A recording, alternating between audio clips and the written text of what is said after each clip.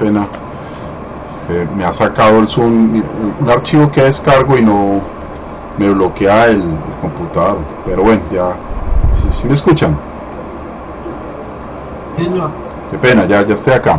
Bueno, qué pena, es que algo pasó ahí se descargó un archivo y bloqueó un montón de cosas y me tocaba salirme de Zoom para poder desbloquear el archivo. Pero bueno, como decir plan B, pero es prácticamente lo mismo. Vamos a hablar un momento sobre las calificadoras de riesgo. Y las calificadoras de riesgo son importantes para los bancos y para las inversiones colombianas. Estas calificadoras de riesgo lo que hace es puntualizar, digamos, los bancos si tienen, si hay viabilidad como fortaleza bancaria o económica del banco, por decir algo. En esas calidades de riesgo las puntualizan con unas letras. Les voy a mostrar aquí.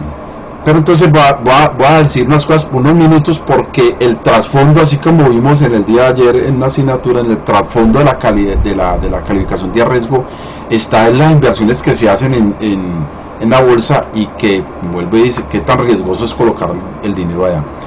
Entonces, durante el gobierno nacional, el Ministerio de Hacienda, así como en expertos tributarios y económicos, han venido hablando de la urgencia de realizar una reforma tributaria estructural en el país.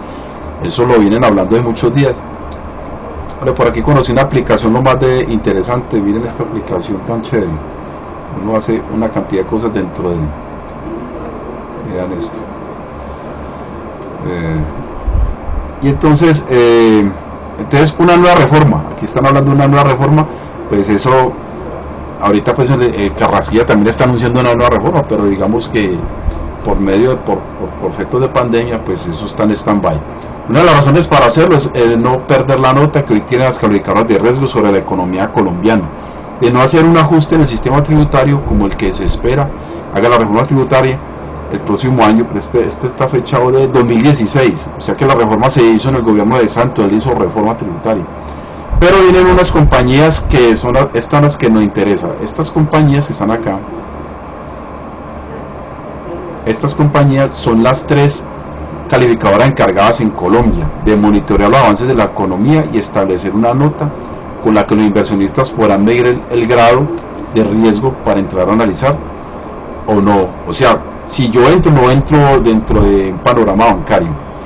Entonces, yo le quiero mostrar, lo más importante aquí es esta parte. Los bancos los puntean. Es que el otro PDF me lo muestra más agradable y no me quiere abrir.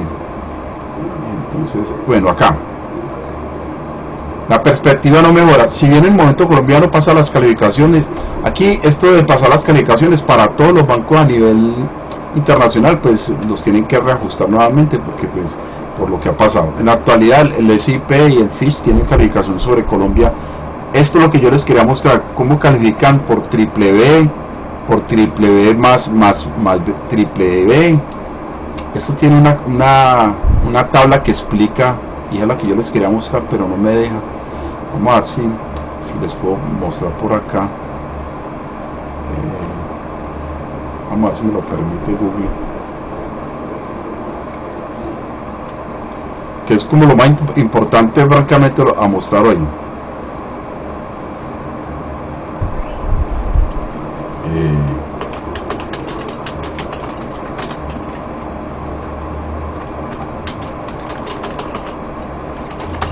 Vamos a ver si lo logra. Es una tabla que aquí, vamos a ver si nos la muestra esta, una de estas.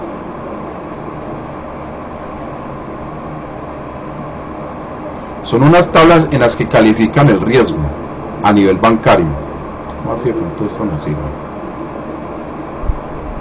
Entonces los bancos los puntean. Vamos a ver si lo podemos ver. Los puntean es una calificación de acuerdo el que está punteando, el Moody's, el SIP o el Fitch. Entonces, mire que tiene unas letras, y estas letras se las entregan a los bancos. Esta es la calificación. Entonces, de acuerdo a estas calificaciones se pueden hacer inversiones en ciertos paísos. Eso yo quiero mostrarles.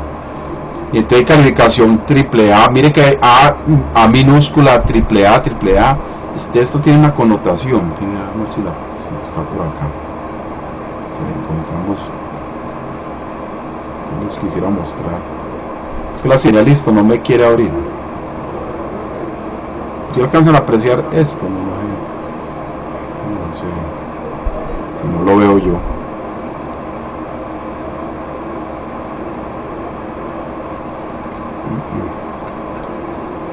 No, es que no están las tablas. Mucha lástima que la archivo no me quiere abrir. Y es este archivo. Este no, es el que no quiere abrir. Vamos a ver si abre este. Vamos a ver si lo puedo abrir este. Me ha estado molestando el PDF.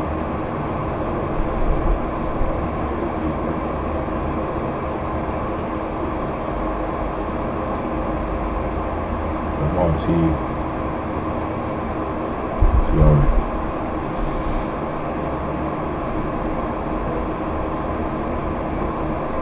Entonces ellos miden unos factores, o sea, la superintendencia, ellos miden los factores. Vamos a ver si abrió.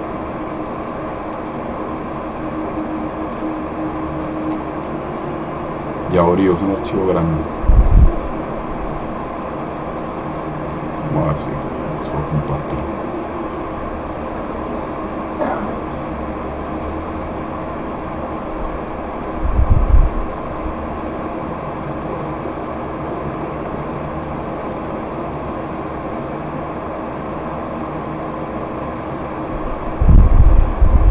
Están viendo lo de Word, lo de la página.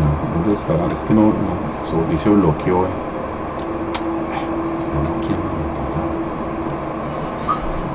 Algo que dice tasas de interés. Ya la quitó.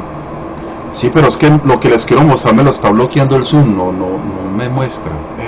Va a tocar volverme a salir, a pausar el segundito. Es que no me lo quiere mostrar el PDF. Se me bloquea el Zoom. Bueno, trabajemos aquí en esta página. Entonces, ellos dicen que existen estos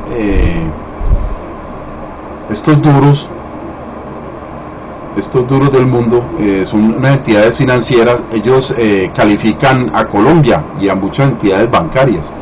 Entonces ellos dicen, este modelo de calificación que empezó a implementarse en Colombia en el año 91 bajo la vigilancia y control de la Sala General de Comisión Nacional de Valores, lo que conocen como la Superintendencia Financiera, busca que los inversionistas puedan conocer el factor de riesgo de donde quieren invertir y así pueden diseñar portafolios balanceados de acuerdo con estas alertas.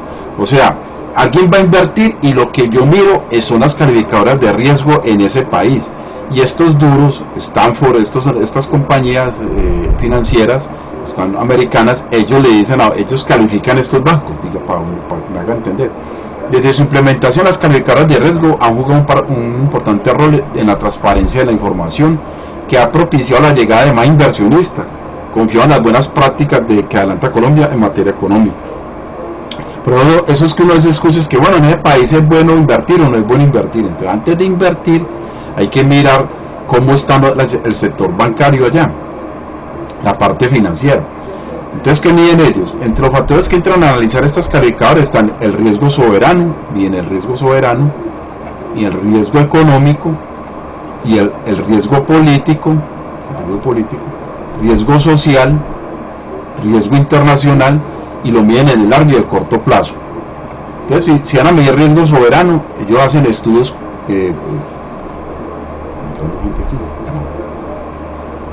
hacen estudios sobre el riesgo económico, hacen estudios, y lo que hacen ellos es que cuando la califican le colocan unas letras, pero es que estas letras, bueno, vamos a ver si aquí más o menos me hago entender.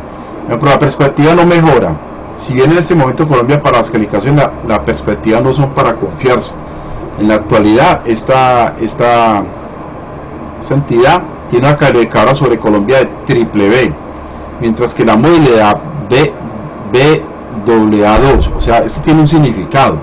Es que es lo que yo le he querido mostrar, pero no me lo está permitiendo. ¿Qué significado tiene estas calificaciones?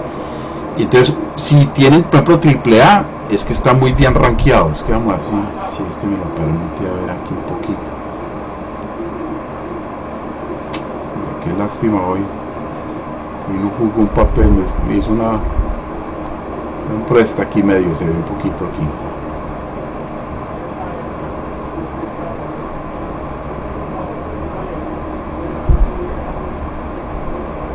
Y tiene unos significados muy interesantes. Por ejemplo, si lo califican AAA, que es sobresaliente, o sea, un banco que tiene AAA es un banco pues que tiene sobresaliente. Pero si tiene una calificación por ejemplo B, es una calificación mínima, o sea, y los riesgos del mercado, cómo los rankean allí. Vamos a ver si me muestra alguna con un ejemplo. Bueno, palabras más, palabras menos. Estas entidades rankean por su servicio económico bursátil a la parte financiera de Colombia. Pero es que este plan B no me está funcionando. Pero entonces vamos a ver un video, a ver si me ayuda el video un punto más explicativo. A ver si me permite al menos ver este video también.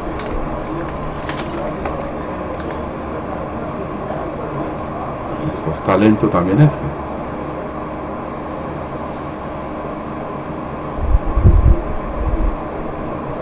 Mira.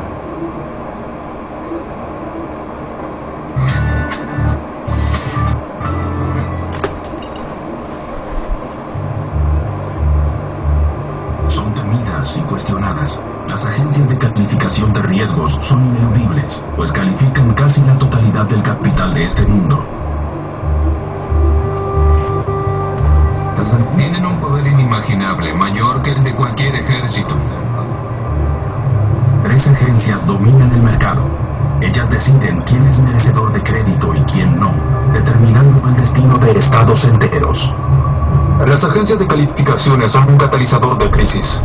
Son falibles, suelen exagerar y en definitiva todas ellas tienen un interés económico.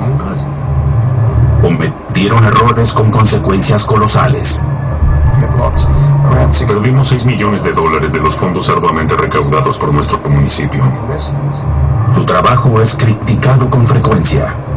Nosotros pensamos que nos iban a proveer un análisis exhaustivo de las diferentes estructuras financieras que tenemos, pero no fue así.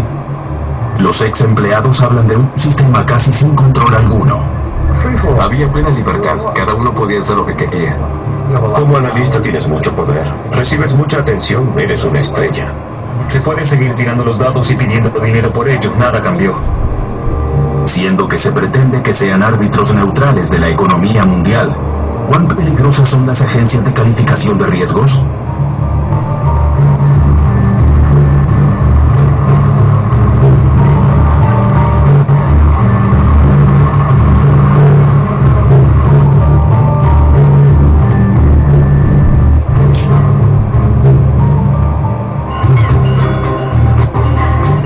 Pequeños puertos, pueblos apacibles, la costa del Mar del Norte en Frisia. Vamos camino a ver a alguien que perdió mucho dinero por creer en una agencia de calificaciones. 30.000 euros invertidos en títulos de valores del Banco Lehman de los Estados Unidos. Hace años, la familia Hillebrand se mudó a Barel. Cambió el entorno industrial de Ruhr por el aire del Mar del Norte. Jubilación anticipada.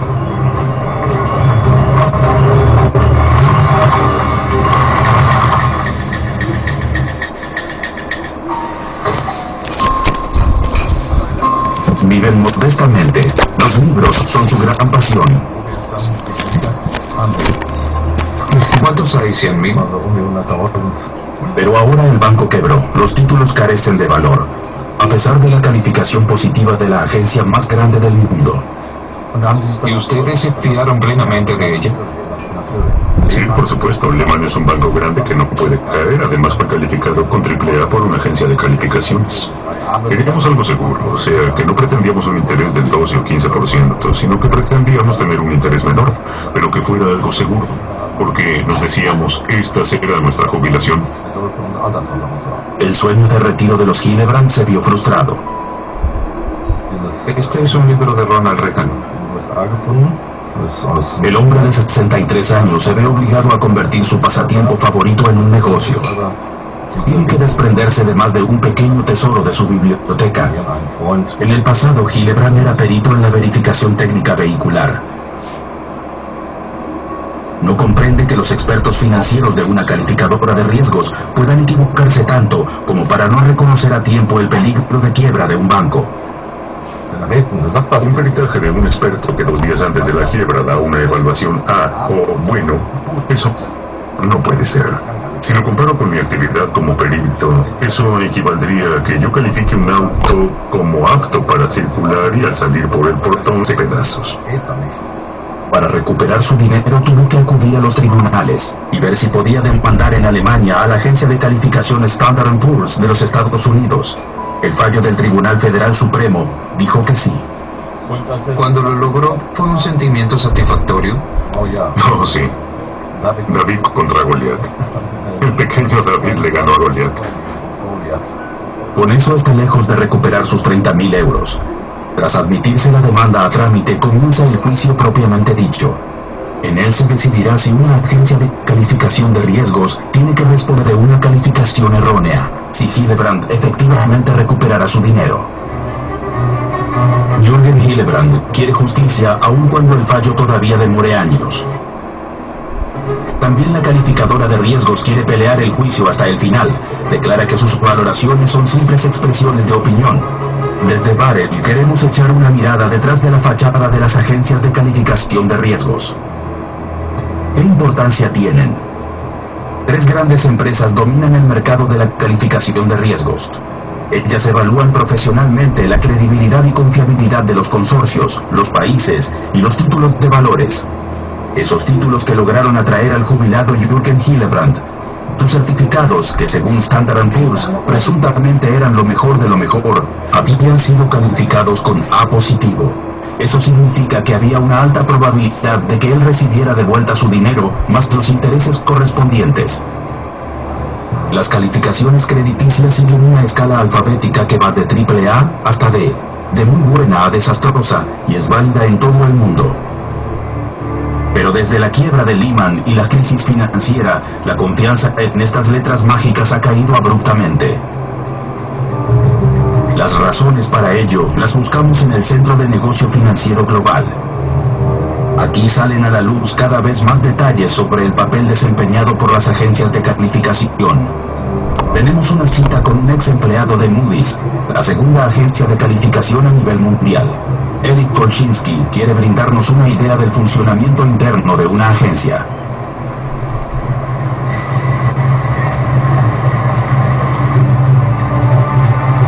A él lo despidieron después de que criticó irregularidades y sus consecuencias, calificaciones equivocadas.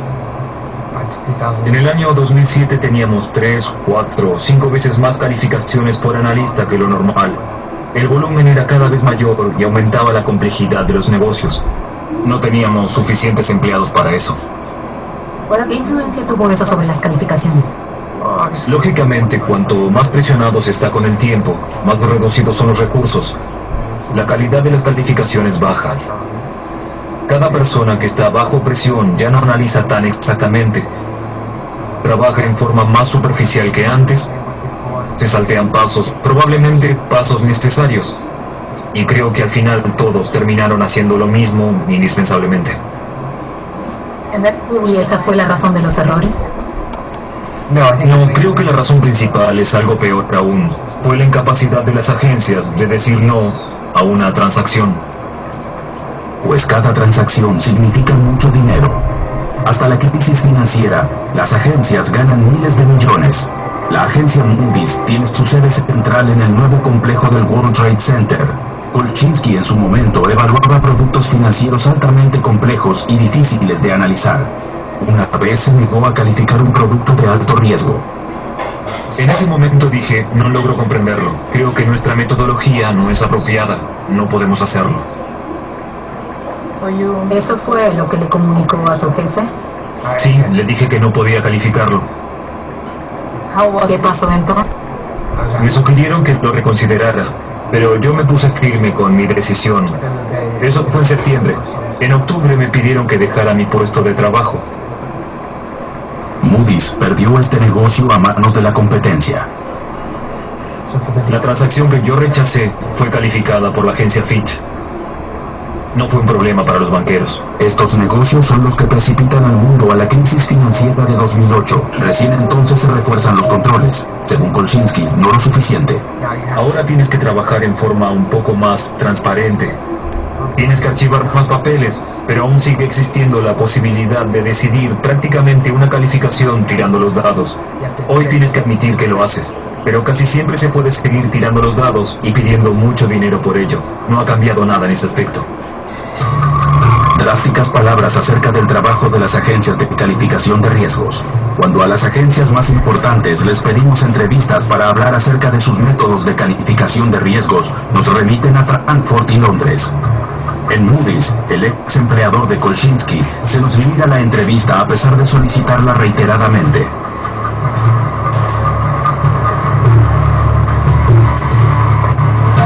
Tampoco la agencia de calificación más importante, Standard & Poor's, quiere hablar con nosotros. Solo la número 3 de las agencias, Fitch Ratings, acepta una entrevista. Sus oficinas centrales están al lado del Deutsche Bank, uno de sus clientes. A diferencia de la época de la quiebra de Lehman y la crisis financiera, hoy en día la agencia se muestra llamativamente autocrítica.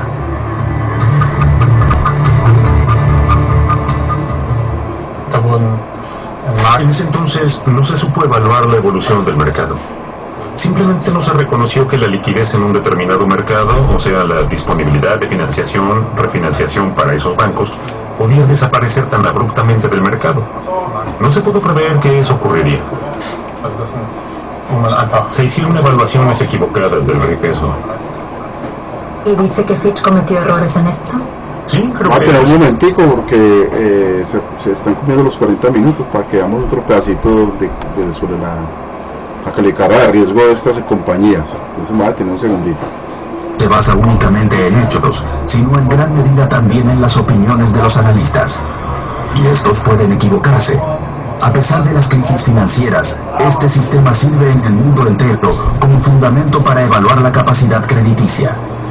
Nadie puede obviarlas, explica el experto independiente en finanzas Dirk Müller. Él conoce el negocio con el dinero. Durante casi 10 años trabajó en la Bolsa de Valores de Frankfurt y conoce las agencias de calificación. Sabe por qué son tan poderosas. El mercado de capitales estadounidense es el más importante del mundo. Quien necesita grandes sumas de dinero no puede evitar recurrir al mercado de capitales de los Estados Unidos. Las cajas de pensiones, para pedirles dinero. Una ley estadounidense establece que hay que hacerse calificar por una agencia de calificaciones autorizada en los Estados Unidos. Para tener acceso a ese mercado de capitales norteamericano, todo gran inversor tiene que ser calificado por una agencia de calificaciones autorizada en los Estados Unidos. Cuanto más desfavorable es la calificación, tanto más difícil se torna conseguir liquidez. Las agencias de calificación de riesgos están entre las organizaciones más poderosas. Deciden quién puede obtener dinero y quién no, y si se otorga, a qué precio. La ley prescribe, por ejemplo, que hay que tener una calificación para aseguradoras y fondos de pensión. Solo pueden invertir dinero si la inversión tiene una buena calificación. ¿Cuán peligrosas son las agencias de calificación? Son sumamente peligrosas si dan calificaciones equivocadas o no neutrales. Y las agencias no son organizaciones por la gracia de Dios, sino empresas privadas de la economía que quieren ganar dinero. Y lo hacen en el mundo entero y también en Alemania. Casi todos los consorcios del índice bursátil alemán DAX se someten a este sistema. Un lucrativo negocio para las calificadoras de riesgos, como nos enteramos a través de una lista de precios que llegó a nuestras manos. En esa lista, una calificación cuesta 50.000 euros o más. Según la suma del balance, los grandes consorcios rápidamente llegan a pagar $500.000 de euros y aún más. Más caros aún son los productos financieros estructurados, aquellos que también desencadenaron la crisis financiera. Intentamos hablar con muchas empresas acerca del trabajo de las agencias de calificación de riesgos y también con ex clientes disconformes, pero nadie acepta una entrevista.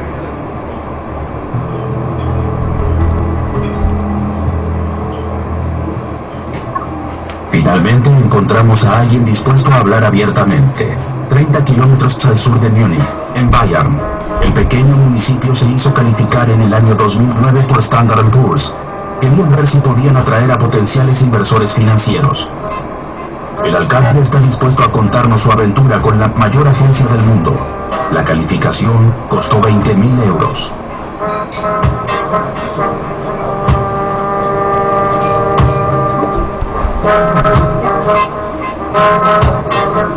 Michael Pelzer recuerda muy bien cómo sucedieron las cosas en aquel momento. En primer lugar, se manejó todo por teléfono. Luego, Standard & Poor's envió 2 analistas a la provinciana localidad bávara. Durante varios días, ambos permanecieron en el gran salón de conferencias consultando expedientes.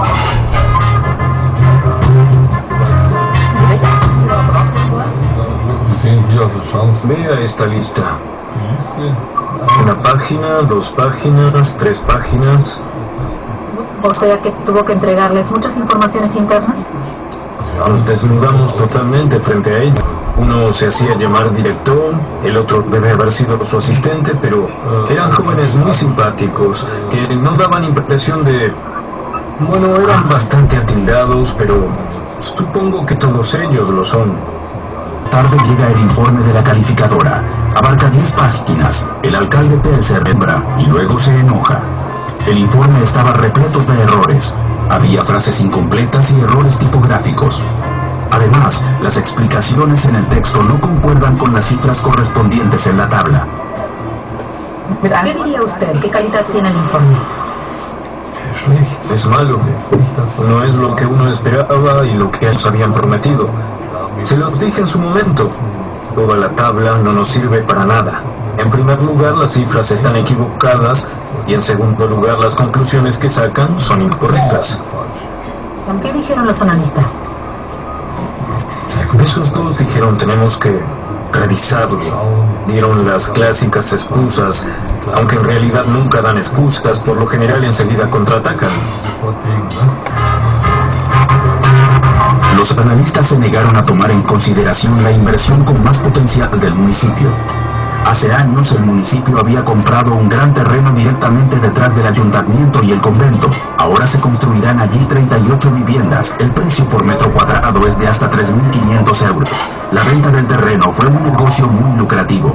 Sacamos mucho más de lo que invertimos en su momento y sacamos mucho más de lo que habríamos obtenido si en aquel entonces hubiésemos depositado el dinero en el banco. Eso no les interesó para nada, no formaba parte de su lista de comprobación. Esa posibilidad de invertir dinero no en una cuenta bancaria o un fondo o títulos de valor está fuera de toda su capacidad de imaginación y por eso nos comunicaron que no iban a calificarlo. A pesar de todo, al final obtuvo una nota doble A negativo.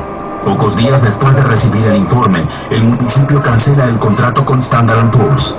El alcalde Michael Pelzer dice que después de esa experiencia, nunca más querrá recurrir a una calificadora de riesgos. Como reacción a Standard & Poor's, volvemos a pedir una entrevista. Después de muchas idas y vueltas, finalmente nos la conceden. Queremos obtener más datos acerca de los métodos de calificación, pero en primer lugar queremos preguntarles acerca de lo ocurrido en la localidad bávara de Bayern. Es lo que también les habíamos anunciado en nuestra solicitud. Se trata del informe. Conozco los casos. Weyer e Irschenberg. Quería hacerle una breve pregunta al respecto. Por lo menos uno de los alcaldes manifiesta que se sintió un poco decepcionado por la calidad del análisis. No puedo opinar al respecto. No soy experta en finanzas, pero me llama la atención que las conclusiones que se sacan en el texto no coinciden con las cifras en la tabla. Lo lamento, yo no soy analista y no estuve a cargo de ese análisis. Más tarde, Standard & Poor's explica: no seguimos comentando calificaciones que fueron retiradas. Con respecto al terreno manifiestan: de acuerdo a nuestros criterios de calificación, el patrimonio en forma de terreno no se considera un recurso líquido. ¿Pesan más las cifras o la opinión? Las calificaciones se componen básicamente de un abordaje cuantitativo, o sea, un análisis del balance clásico, y un abordaje más cualitativo, como por ejemplo la posición de la empresa dentro de la competencia. Las calificaciones no son evaluaciones absolutas de solvencia, sino que son evaluaciones relativas en comparación con la competencia. Se puede decir que para las empresas calificadas con notas altas estamos aproximadamente en un 50 y 50. Quizás allí predomine un poco la evaluación cualitativa. De acuerdo a esto, a veces es más opinión y otras veces más matemática. Es difícil detectar cuándo tiene más peso una cosa u otra. La crisis financiera fue desencadenada por las agencias calificadoras de riesgos. ¿No se equivocaron? No quisiera que se me interprete de ese modo. No es que no nos hayamos equivocado en nada. Al igual que muchos otros en el mercado, no evaluamos correctamente los parámetros que dieron lugar a nuestras calificaciones y que en última instancia debían pronosticar lo que iba a pasar en el futuro. En este sentido, sí decimos que nuestras suposiciones de entonces no fueron correctas, que no se cumplieron de la manera prevista y que condujeron a resultados erróneos. Resultados que provocaron pérdidas de miles de millones sin consecuencias jurídicas para las calificadoras de riesgo. Calificaciones equivocadas llenan cientos de páginas de comisiones de investigación que siempre llegan a un mismo resultado. Las notas sobresalientes incorrectas fueron una de las causas decisivas de la crisis financiera. Lo mismo fue constatado por la Superintendencia de Valores de los Estados Unidos y el Congreso. Citas de analistas muestran cuál fue el espíritu imperante en esa época. La transacción es ridícula, podría haber sido estructurada por vacas e igual la habríamos calificado. Ojalá que todos nosotros seamos ricos y estemos jubilados cuando este castillo de naipes se desmorone. ¿Cómo se pudo llegar tan lejos? ¿Nadie previó esta evolución? Nuestra investigación nos conduce hasta un ex empleado de la Superintendencia de Valores de los Estados Unidos. Rick Roberts ya había exigido controles más severos a las agencias hace 20 años, criticando abiertamente la falta de reglas y prescripciones.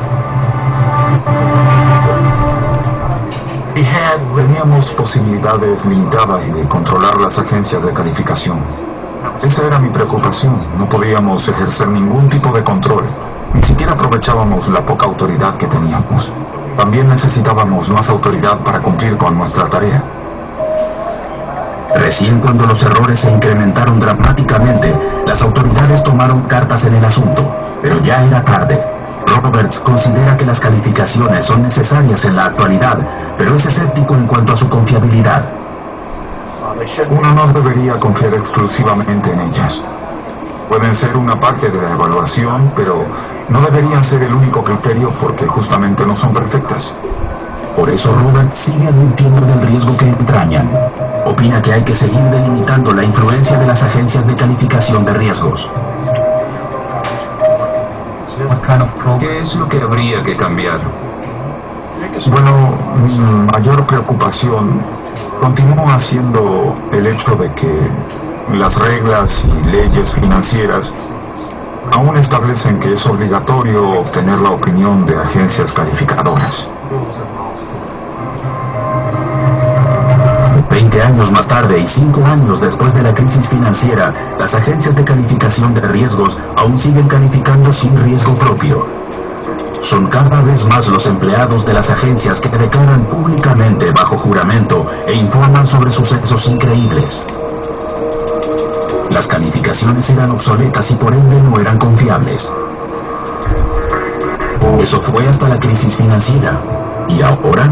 ¿La crítica llevó a un cambio de criterios? A media hora en auto de Manhattan, en Long Island, vive alguien que recién ingresó en Standard & Poor's en el momento culminante de la crisis. A mediados de 2008, David Jacobs se hizo cargo de una sección para productos financieros estructurados del gigante del sector. La sección tenía 500 colaboradores. En ese entonces, él quería restablecer la confianza perdida. Poco después de haber ingresado allí, fui a un gran congreso donde habían algunas damas que vieron mi tarjeta y dijeron, Standard & Poor's. Oh, ustedes fueron los causantes de la crisis. Yo dije, un momento, acabo de empezar en Standard & Poor's, pero voy a intentar volver a poner las cosas bajo control.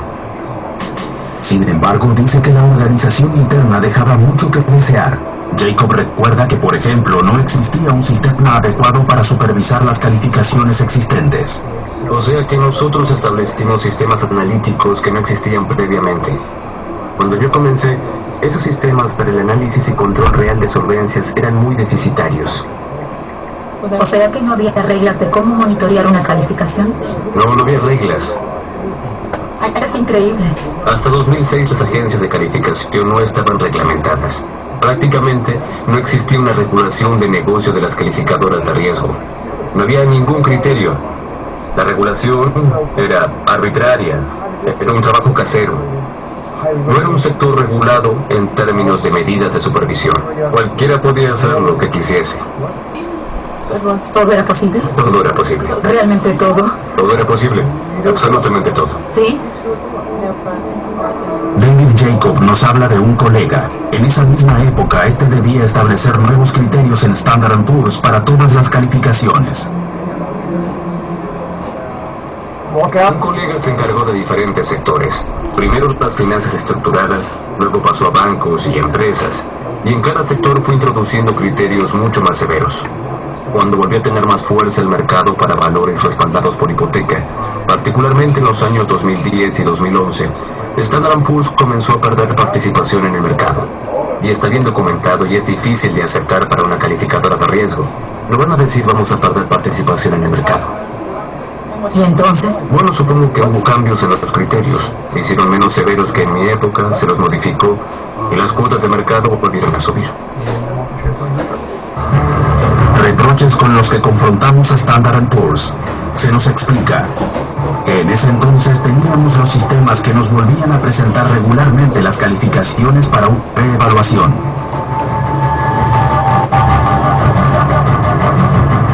Además se informa, no se podían volver atrás los criterios más estrictos. Jacob es víctima de una reducción de personal en 2012. El Ministerio de Justicia de los Estados Unidos demandó a Standard & Poor's por las calificaciones controvertidas. Jacob es un informante importante para ello. En todo el mundo hasta ahora hubo una sola demanda exitosa contra agencias de calificación de riesgos. Para exponer el caso hay que viajar hasta el otro extremo del mundo, hasta Sydney, y luego unos cientos de kilómetros más al oeste a Nueva Gales del Sur. La localidad se llama Parkes, de apenas 15.000 habitantes. Ya ingresó a la historia universal en otra oportunidad, pues en 1969, desde aquí se emitieron a todo el mundo las imágenes del primer alunizaje. El alcalde de Parkes, Ken Keith, aún era un adolescente en aquel momento y no sospechaba que él también algún día sería parte de la historia financiera. De profesión principal criador de ovejas y granjero, se enfrentó a la agencia de calificación más grande del mundo. Durante el viaje, Ken Keith relata cómo en ese momento se había invertido dinero público en títulos de valores, como una inversión segura para el futuro. En 2008, Parkes había confiado totalmente en el sello de calidad emitido por Standard & Poor's. En ese momento, por supuesto, creíamos que esos títulos de valores de renta fija eran una inversión segura. Pero también ellos resultan ser un desastre y precipitan a Parkes en una grave crisis financiera. No se pueden concretar proyectos importantes como reparaciones de calles y puentes, ni ampliar natatorios y campos de deportes.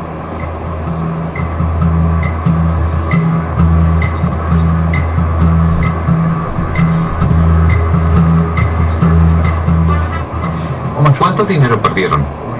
Perdimos aproximadamente 6,5 millones de dólares australianos del dinero invertido con esfuerzo por nuestra comunidad, por el hecho de que estos productos habían obtenido una calificación.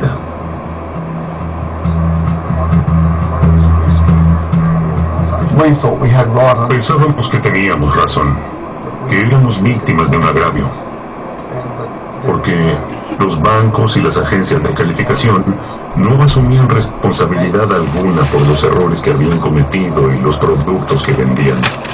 Parkes gana. Por primera vez una agencia es condenada a pagar una indemnización por daños y perjuicios por una calificación errada. La jueza eligió palabras muy contundentes en su fallo. Dijo que los productos habían sido grotescamente complicados. Seguramente son palabras duras, pero justificadas según mi opinión. Aquí dice, la calificación fue equívoca y engañosa. Las páginas. En él también se establece que Standard & Poor's tomó los datos del banco sin someterlos a una evaluación propia. Pero estaríamos contentos si el dinero que perdimos pudiera contribuir a mejorar el mundo de las finanzas.